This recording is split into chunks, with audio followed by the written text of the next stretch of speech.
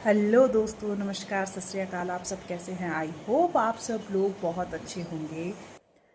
तो दोस्तों, मैं हाजिर हूँ आप सब लोगों के सामने मंगल लक्ष्मी की न्यू अपडेट लेकर भाई, जहाँ पर हमारी जो मंगल है वो अब रिज़ाइन करना चाहती है अपनी जॉब से। और जब वो अपने बॉस को बोलती है कि मुझे रिज़ाइन करना है, आप मुझे छुट्टी दे दीजिए, मुझे वापस जाना है अपने घर, अपने लोगों, अपने बच्चों और अपने घर वालों के पास। लेकिन भाई उसके बॉस उसे सीधे सीधे बोलते हैं कि अगर तुम्हें छुट्टी चाहिए, ये काम छोड़ना है, तो ये जितना भी कारोबार है वो सब तुम्हें छोड़कर जाना पड़ेगा यहाँ से। अब भाई मंगल किस तरीके से समझाएगी अपने बॉस को और अपनी मजबूरी उन्हें बता पाएगी या नहीं बता पाएगी, ये देखना बाकी होगा।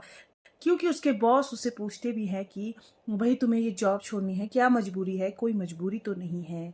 अब दूसरी तरफ जहाँ पर मंगल अम्मा को समझाने की कोशिश करती है कि आप सौम्या की बातों में मत आइए, सौम्या झूठ बोल रही है, गलत बोल रही है, मैं आपके साथ कुछ गलत नहीं कर सकती हूँ। क्या अम्मा, आपको ऐसा लगता है कि आपकी मंगल अपने घर वालों के साथ कुछ गलत करेगी या बाबा साहब के साथ कुछ गलत करेगी? वहीं पर जब बाबा के फोटो के सामने घर पर दिया जलाया जाता है तो भाई वो दिया बार बार जलाने के बावजूद बुझ जाता है और वहां पर पंडित जी बोल देते हैं कि ये तो बहुत बड़ा अशुभ है।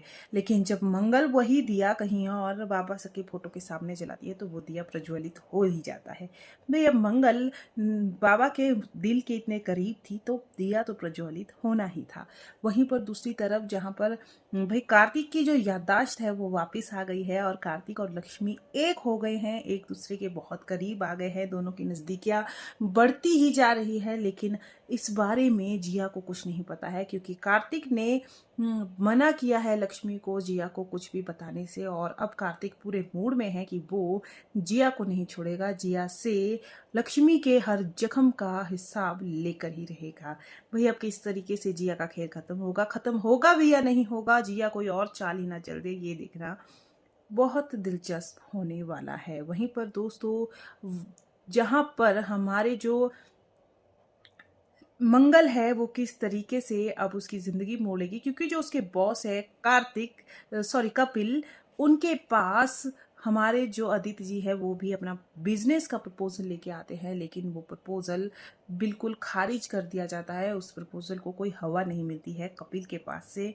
और सीधे सीधे कपिल बोल देते हैं कि जो प्रेजेंटेटिव मैंने आपके सामने भेजा था, आपने उसकी इतनी बेइज्जती की, इस तरीके से उसे बेइज्जत किया आपने, तो मेरे जज्बातों का कोई ध्यान ही नहीं रखा, आपने तो मेरे किए हुए काम को गाली दी है। मैं आपका ना ही कोई बिजनेस देखना चाहता हूँ, ना ही मुझे आपका कोई बिजनेस प्रपोजल चाहिए।